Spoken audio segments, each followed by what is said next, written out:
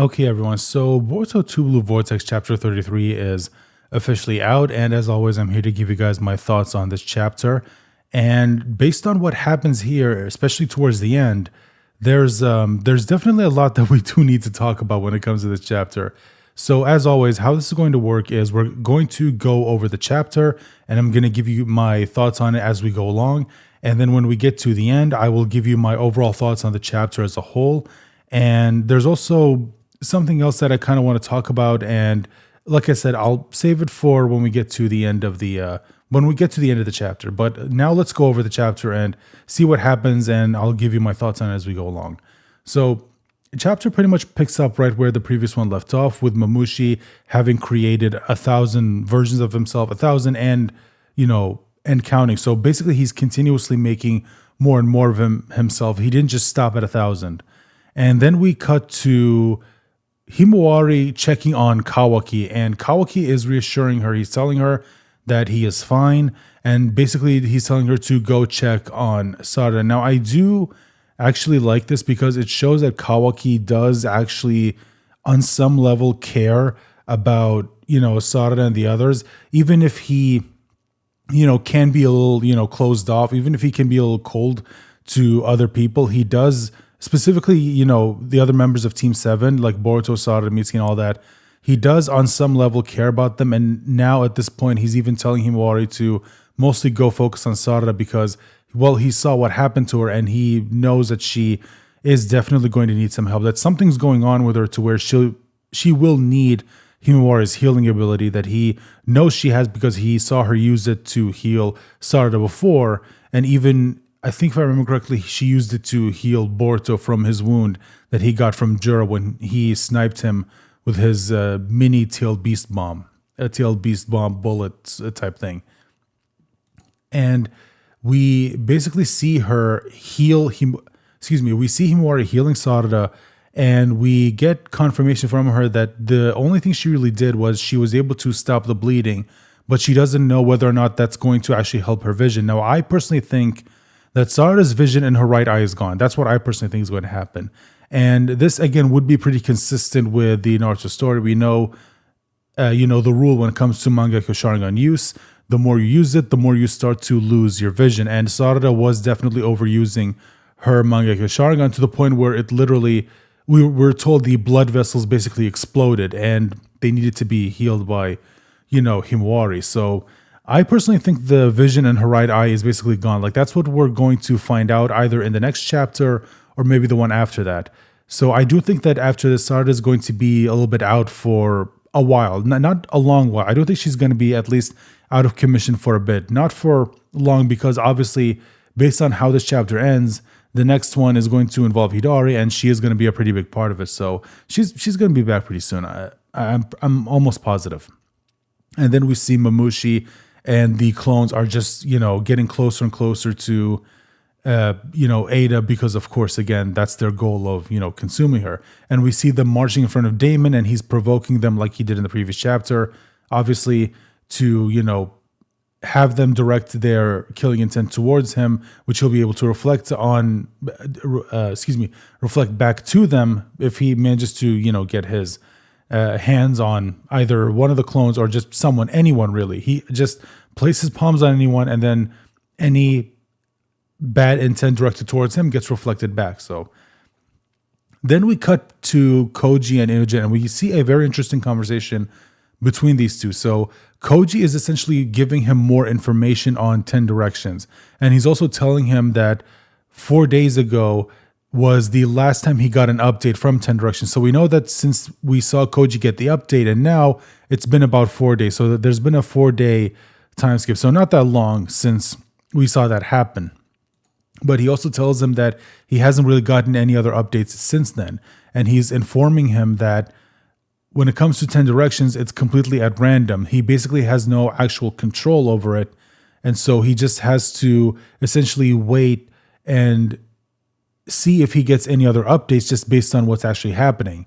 And I find this very interesting because he's basically in a similar situation to Ada, where both of them have these pretty powerful abilities, but neither of them have any actual control over it. It's basically dependent on specific situations, specific conditions being met in order for the ability to actually activate. In Kashin Koji's case, it's when someone does something, someone with knowledge of the future does something to drastically change it. That's when he gets the update to all of the different possible futures that could stem from that one action. Excuse me. But then we get something pretty big. We see Kashin Koji is actually listening in on the conversation between Inojin and Koji. Now, I personally think that how he's doing this is because Koji is a cyborg that was created by him.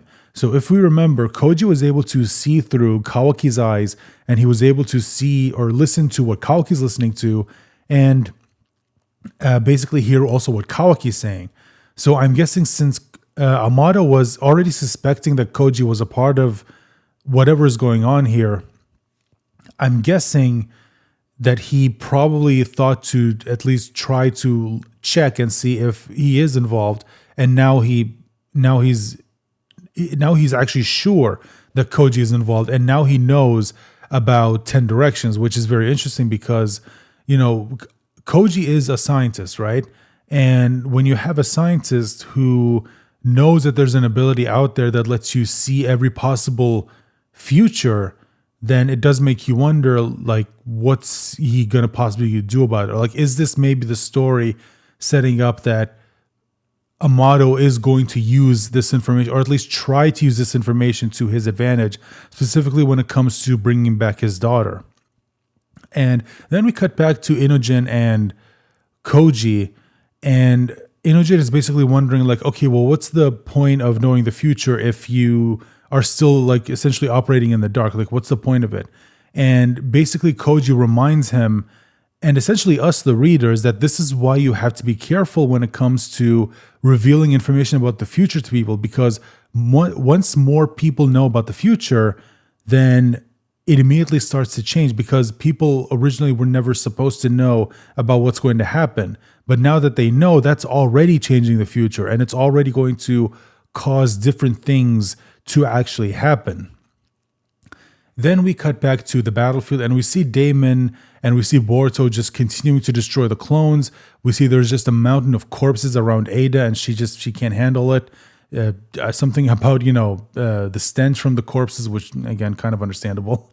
But we see that the clones are still continuing to multiply, and we see a comment from Shikadai that is actually correct, which is that because the clones are still multiplying, it doesn't matter how many you take down, more are just going to replace them. And we basically have a limited amount of stamina, and eventually it's going to go away. Even Damon can't just keep fighting forever. And we actually see this pretty interesting or pretty cool moment where Damon grabs one of the Mamushi clones, and he basically at the same time destroys what seems like dozens of Mamushi clones, because he obviously used his reflection, ability to reflect their killing intent back on him. And then we see a comment from Damon basically telling, essentially us, the audience, that he is starting to run out of stamina. And this is where we see Mitsuki join in on the battle, and he's helping out. We see a team of Boruto, Mitsuki, and Ada. They're working together. Boruto is asking Shikamaru for some advice. Kawaki is just down. He can't get involved in the fight. Himawari, again, she needs to be careful, because Himawari, again, she is training, but she's not at that level yet. So if she gets involved, she's just going to get in trouble. And she's probably focusing more on staying with Sarada in order to, help her just in case she needs any more healing. And we cut back to Koji, and he's again just revealing more information to Inojin about essentially 10 directions, and telling him about how things have been changing and how things are not happening the way they were originally supposed to, which is on purpose. But that act in and of itself is already causing things to change. Essentially, he's reminding him that, originally you were going to come up with this ability on your own, but it happened after Konoha basically suffered at Mamushi's hands. He's telling him after, Konoha basically lost a bunch of civilians, after Ada died, after Himawari died, after all of that stuff happened, then Inojin came up with that ability in order to essentially counteract Mamushi's ability.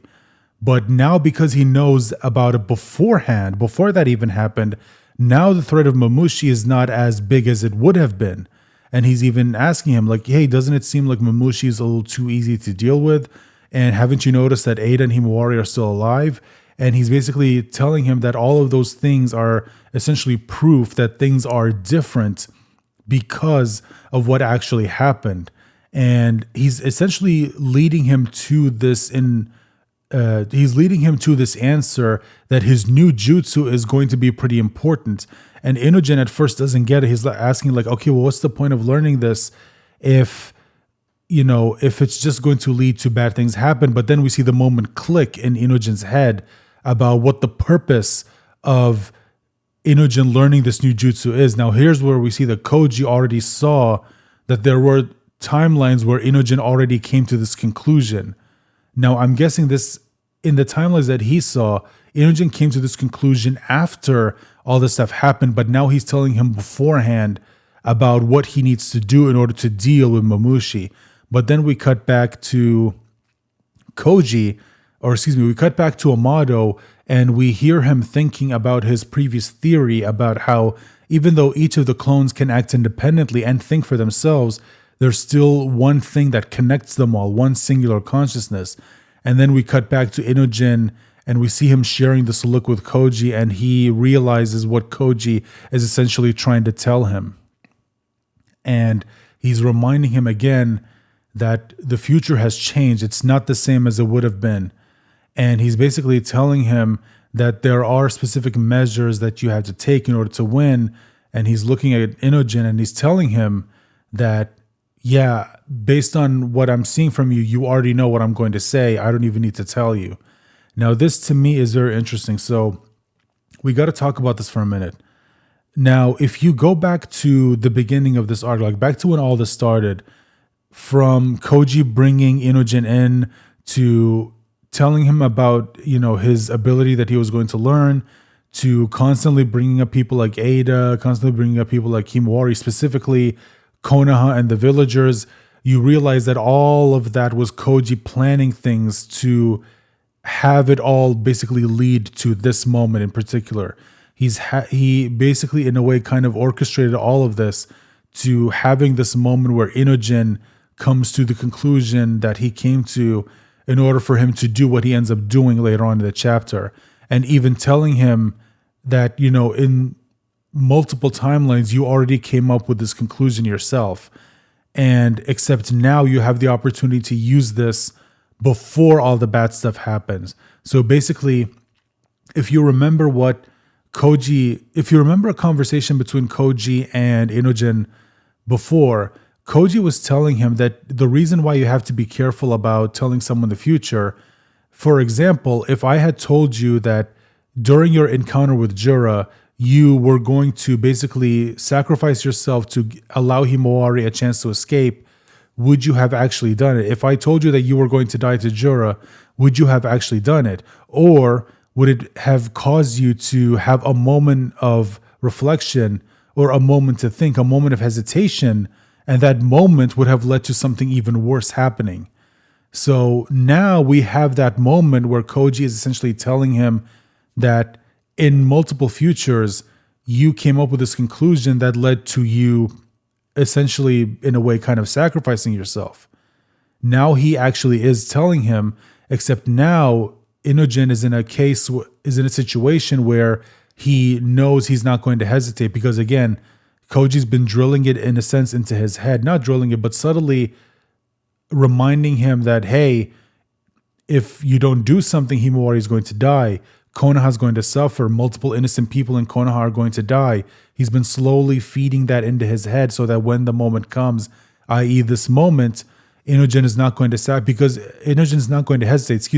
because he knows Inojin is not going to stand by and allow innocent people to die.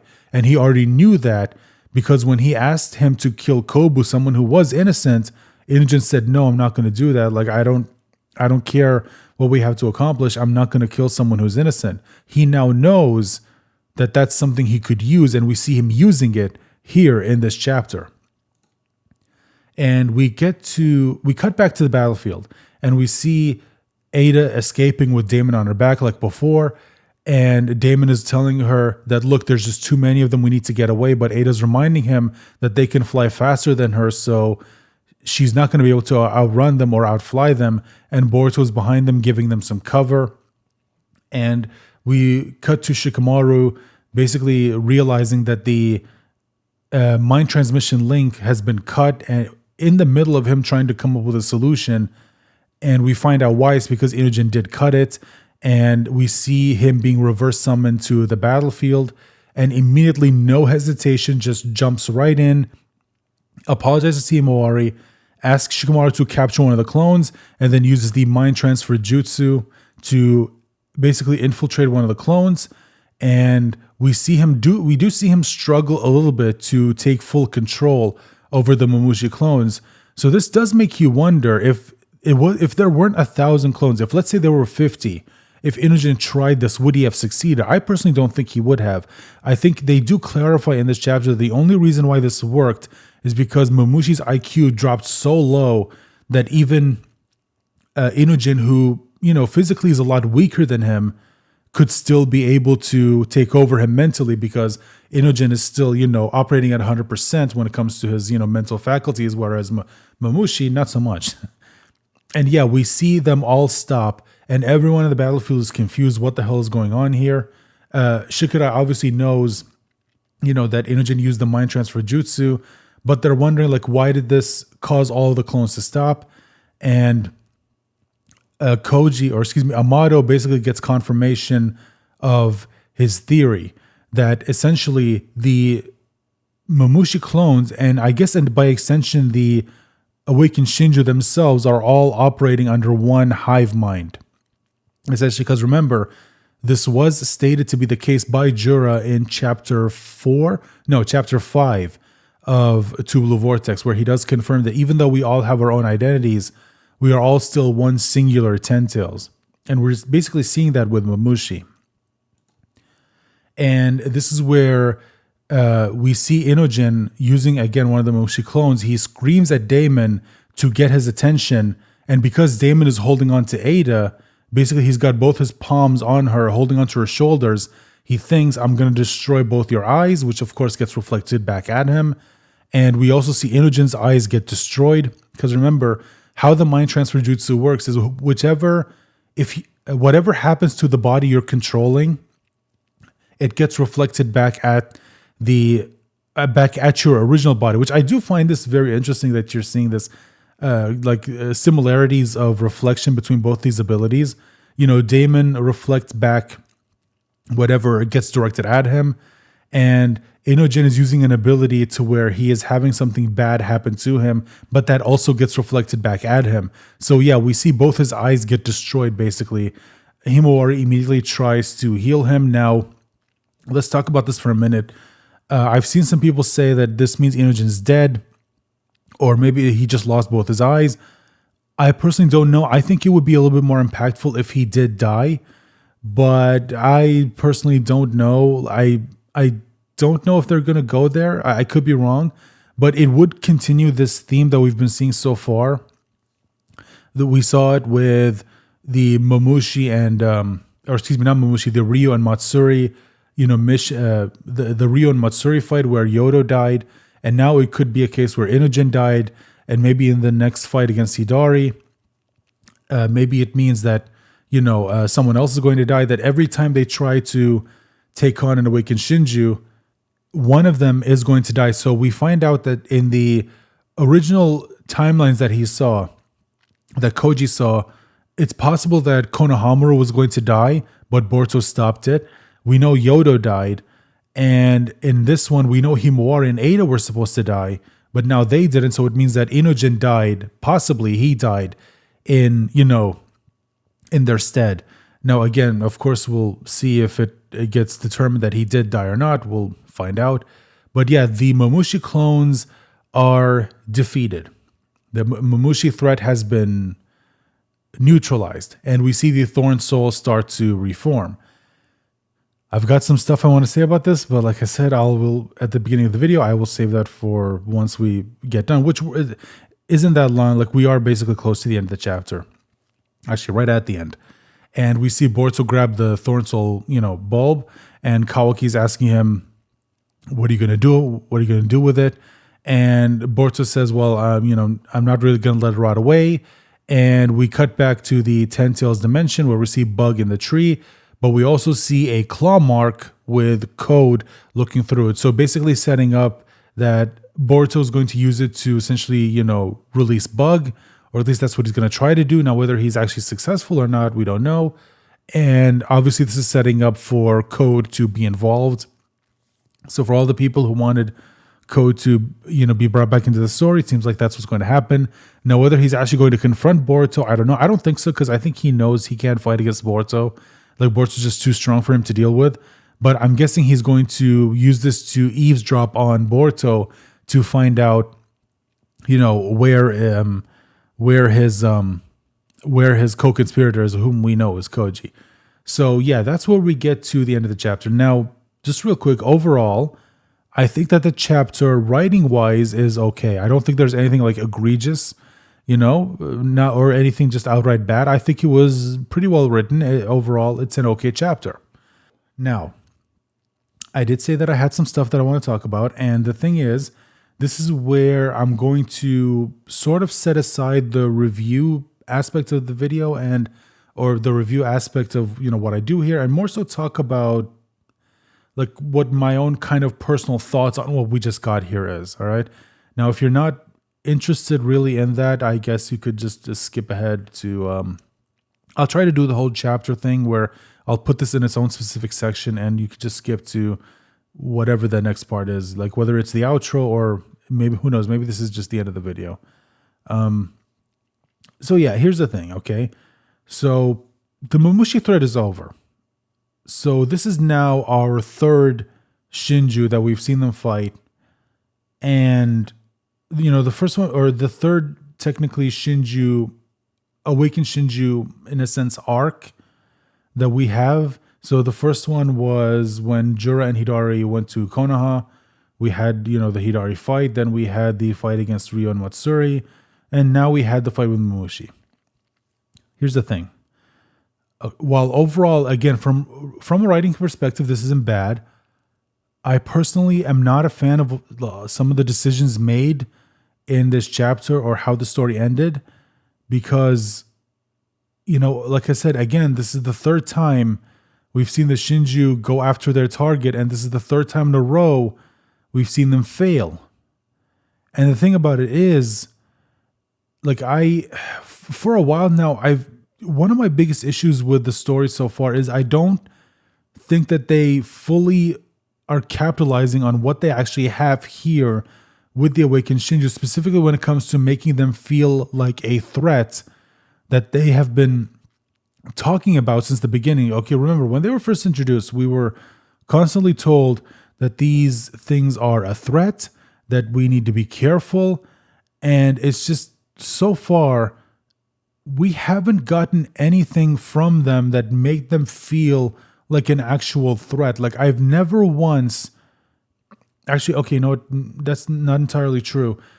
For the most part, I never actually feel like the awakened Shinju are ever actually a threat. Like, I never feel like any of these characters are in any actual danger. And with Mamushi, one of the reasons why I don't really like what happened here in this chapter and why it, I think this kind of pisses me off even more than how the other fights ended, is because the way the last chapter ended, it felt like, okay, maybe this is where we actually are going to get. Maybe this is where we are actually going to get that sense of dread, that sense of danger. Maybe we might actually see one of the awakened Shinju actually succeed. I mean, I don't like that it's Mamushi out of all of them, but hell, I'll take anything at this point. And not only that, but it would have given us the opportunity to essentially see what would happen if an awakened Shinju actually accomplishes their goal of, devouring their target. I mean, okay, yeah, we know according to Koji, it would lead to Ada's death, but what happens to Mamushi? Does he just disappear? Does something happen to him? We don't know, and now we'll never know because Mamushi's gone, at least as far as we know, unless Jura somehow manages to get it back and brings Mamushi back like he did Hidari. I don't think that's going to happen because he didn't do that with Ryu. He didn't do that with Matsuri. I don't know why he would do that with Mamushi.